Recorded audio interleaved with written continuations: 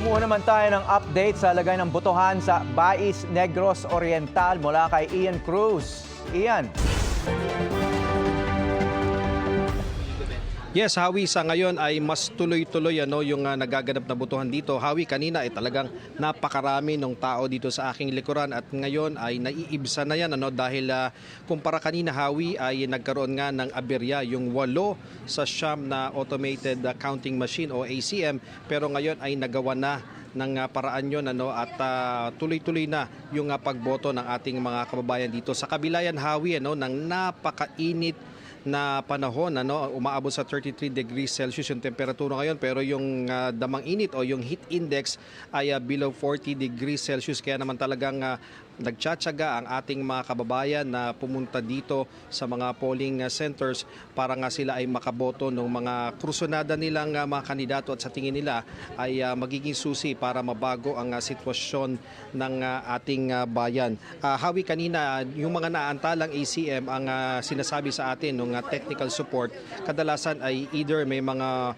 foreign object daw doon sa mga scanner ng mga makina, kaya nangyayari ay hindi binabasa yung mga isinusubong mga balota, iniluluwa ito at eventually ang ginagawa ng mga technical support group ay lilinisan yung mga scanning area ng makina para nga maalis yung mga sinasabing foreign object gaya ng mga alikabok at doon lamang naaayos, Hawi, yung pagsusubo muli ng mga balota na nakakaapekto rin syempre sa pagpasok naman ng mga susunod na mga botante na magsishade ng balota. At sa gitna naman ng init, Hawi, sinabi naman ni Principal Octavio Cabio Jr. na wala pa namang naitatalang medical case dito sa kanilang polling center. Nakaantabay din ng mga medics sa loob ng paaralan at sa datos na kinalap ng GMA Integrated News Research, mahigit 976,000 ang registered voters dito sa Negros Oriental na itinuturing na number 22 sa vote-rich province ng bansa. May mga nakakalamang ng bahagya ang bilang ng mga kababaihang botante sa mga lalaki dito at mga millennial pa rin ang mataas sa porsyento ng mga botante dito. Noong election 2022, Hawi, umaabot ng mahigit 85% ang voter turnout dito at dito naman sa Bais City kung saan tayo naroon may tinatayang 63,000 voters na noong election 2022 ay halos 83% ang voter turnout. At Hawi, alam natin na mahigpit yung tunggalian ng mga magkakalabang kandidato at partido dito sa Negros Oriental, pero tiniyak naman ni Police Brigadier General Tom Ibay, ang direktor ng Negros Island Region ng PNP, na sapat ang nakadeploy nilang tauhan para kapayapaan at kaayusan. Kasama raw nila ang Philippine Army, gayon din ang Philippine Coast Guard para nga matiyak ang kaayusan dito. So mula rito sa Bais City, ako si Ian Cruz mula sa GMA Integrated News. Dapat totoo sa eleksyon 2025. Ian, follow up ko lang, sabi mo 8 out of 9 automated counting machines nagka-aberya dahil sa foreign objects. Tama ba yung narinig ko? 8 out of 9 dyan sa iyong pwesto.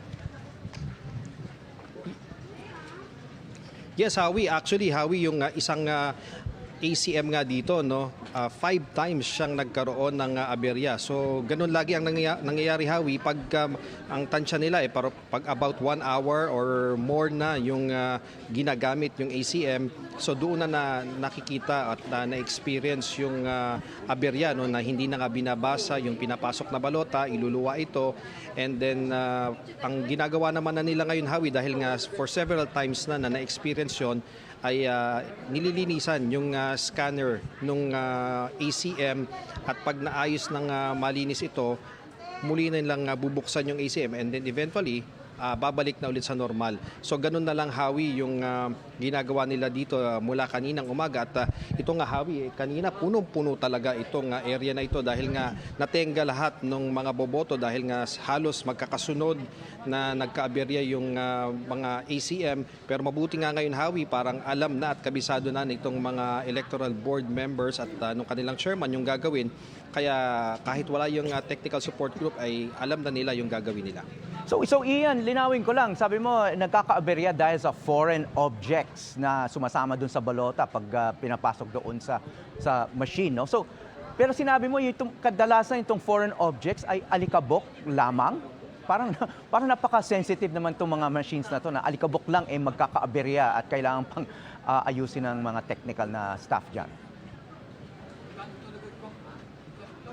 Yes, Howie, talagang medyo sensitibo itong bago nating ACM kumpara doon sa mga nagamit na PICOS at VCM kasi yun nga, Howie, ang tinitingnan nitong mga technical support group baka dahil nga kakapasok nitong mga balota maaaring yung balota na yon ay may alikabok at tinitingnan din nila na baka isa rin sa posibilidad yung tinta nung pinang-shade sa mga balota baka hindi pa masyadong tuyo, baka pag pinasok doon sa ACM, yun ang isa rin sa mga tinitingnan nila, Howie. Pero syempre, lahat naman ng yan ay nilalagay ng mga electoral board doon sa kanilang minutes. Tinatala din ito ng mga technical support group sa kanilang mga minutes din, sa kanilang mga report para mapag-aralan talagang maigi ito, Howie. Pero so far naman sa ngayon, ngayong bandang tanghali, wala na tayong nadidetect at wala na rin na ibabalita sa atin na nagkakaroon ng aberya. At syempre, yan ang panalangin din ng mga electoral board dahil, Howie, kapag talagang nangyari na nagkakaroon nga nung error yung ACM, talagang minimum na 10 minuto na matetenga yung botohan So may punto pa nga yung isang malapit dito sa atin na clustered precinct about mga 20 to 25 minutes pang natenga. So yun yung nagiging dahilan kaya nakakapatong-patong yung mga botante at syempre humahaba yung pila kaya naantala. Pero ngayon, Howie, nakikita natin mas tuloy-tuloy na dumarating lamang yung mga kababayan natin, diretso sila doon sa clustered precinct at eventually makakaboto sila at makakalabas din sila. Pero hindi tulad kanina, Howie, so yung iba, nakausap natin, umaabot sila na mga 2 hours or 2.5 hours bago matapos dahil nga syempre doon sa mga nangyari nga na mga aberya sa mga ACM, Howie. Okay, maraming salamat Ian Cruz sa Bais, Negros Oriental.